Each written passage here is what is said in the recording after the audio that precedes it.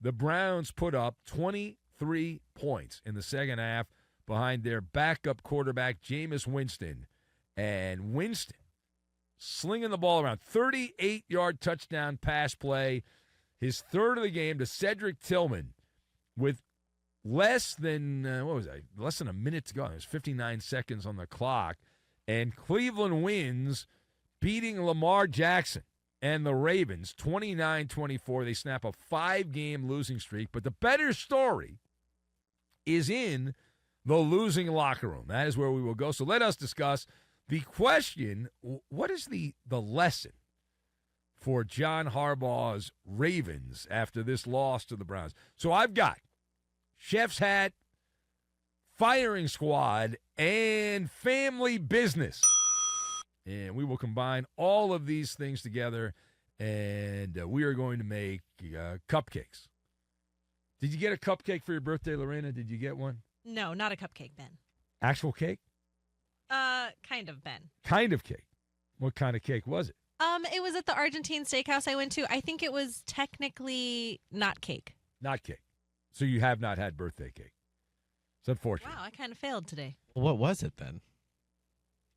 I don't know what it's called. I'm going to have to look this up. You ate something and you don't know what it's called and you don't know what you ate. I got you. All right. Anyway, all right. So let's get down to business here. Again, the question is simple. What is the lesson for John Harbaugh's Ravens after they lose to the Browns? So to kick off here, Baltimore, it's a refresher course. This is what the Ravens always do. I've tried to explain. They lost to the Raiders at home. Now they lose to the Cleveland Browns backup quarterback. This is what the Ravens do. They play very well against the better teams in the NFL, and they let their guard down against teams that they're supposed to dominate. This has been the MO for Lamar since he got to the NFL. And you look at Lamar and Derrick Henry, and Henry was okay at 73 yards on the ground, only had 11 carries in this game against the Cleveland Browns. But the Ravens, when they play lesser teams, they come out there looking like Adonis, but they often play like Glass Joe. And in this case, it's not Henry, it's not Lamar Jackson. Lamar Jackson was fine. A couple of touchdown passes.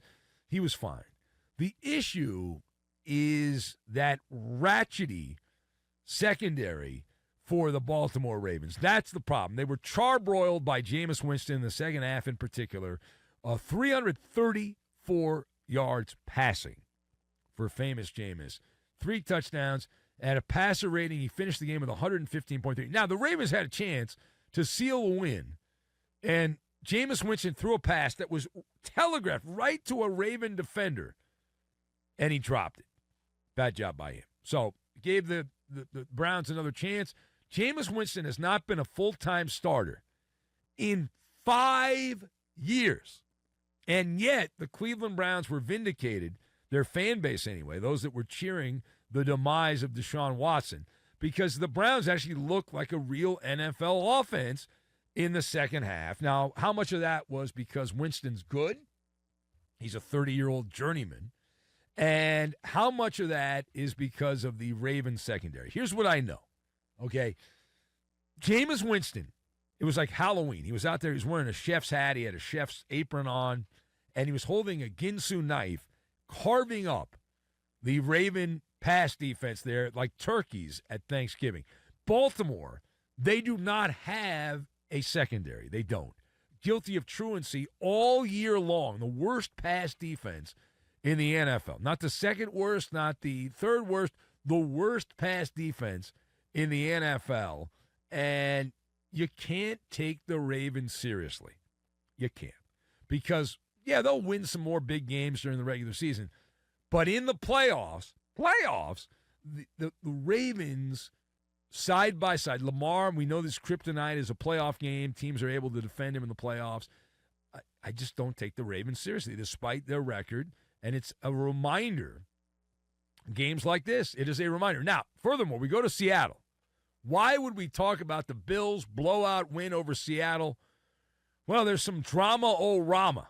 The better story in the losing locker room. Now, Josh Allen had a pair of touchdowns, and the Bills absolute mollywopped the Seahawks 31-10 Didn't hear much from Nostradamus or JJ and Renton or Crying Craig, any of our Seattle guys, keeping a low profile. I don't blame them. But in the middle of the madness, somebody named Derek Hall, not the guy that owns the Diamondbacks or the CEO of the Diamondbacks, Derek Hall and his defensive teammate, Jarran Reed, squared up against each other. We had Seahawk on Seahawk violence on the sidelines, and it was awesome to watch. I mean, it's so great. These things happen every once in a while, and I enjoy them all the time.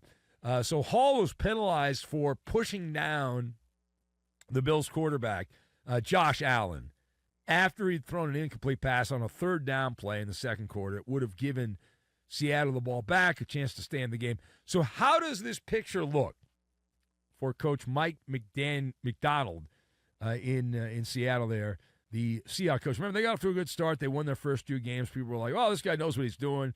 What a great coach. They got him from Baltimore. So how does the picture look now for Coach Mike McDonald and the Seahawks? So it looks like this. Imagine, if you will, in your head, a firing squad. And in this case, it is a circular firing squad because that is what Seattle is doing now. These are self-inflicted wounds. That great defense was a byproduct of playing Bo Nix, his first start, Jacoby Brissett, and the Dolphin backup quarterback contingent. Right? This is friendly fire is what's going on in Seattle. It's infighting, it's dissension, and it's spiraling out of control in front of us. Seattle started the year 3-0. They're 1-3 since that 3-0 start. Their defense is getting torched on a weekly basis. And, oh, by the way, Geno Smith is who we thought he was. The guy stinks, all right? He stinks. He's as advertised. He's deplorable. He had a 67.5 quarterback rating after 3 quarters. And then in the fourth quarter, played a little bit better. But the game was over. Game was over going to the fourth quarter. All right, last thing. Speaking of brouhahas, we go to Denver. And in this game, Bo Nix had not 1, not 2, but 3 touchdown passes. And sure enough, the Broncos walloped the Panthers, as many anticipated, 28-14. Denver improves to 5-3 on the season. The story around this game is post-game. What happened? So what happened was everyone was playing grab ass at the end of the game. And teams were walking on the field there. And Sean Payton, the Broncos head coach, is confronted by a Carolina defensive back named Jaycee Horn. And he was not horny. He was angry. Jaycee Horn said he was trying to run up the score. He yelled at Sean Payton, trying to run up the score, confronted him about it. So what jumps out about this one? So this one is interesting. All right, this is it's a post-game, guys upset, worked up into a tizzy. Here's the thing, though. This is family business, okay? This is different. It's family business because Jaycee Horn is the son of Joe Horn. Now, if you're an old geezer, you know who that is. He played for the New Orleans Saints and was a very good player in New Orleans back in the day. And that was who Sean Payton coached. So Sean Payton has known Jaycee Horn since he was a little kid because he coached his dad. So that makes this a personal hullabaloo is what it makes. So how great is that? And the Panthers are an absolute ramshackle operation. They are Pop Warner All-Stars in Carolina. And this is now 3 consecutive years. It hasn't gotten better. And Bryce Young started. He was back in because Andy Dalton got into a car accident. And Bryce Young had one drive at the start of the game where drove the Panthers down, got a touchdown, fine. The rest of the game, he had 2 interceptions, 5 punts, and 2 turnovers till the final drive of the game in garbage time where he drove Carolina down and got a touchdown. So he bookended touchdowns around absolute dog food the rest of the game. There's no other way to say it. He was terrible. Absolutely horrid at quarterback for the Carolina Panthers.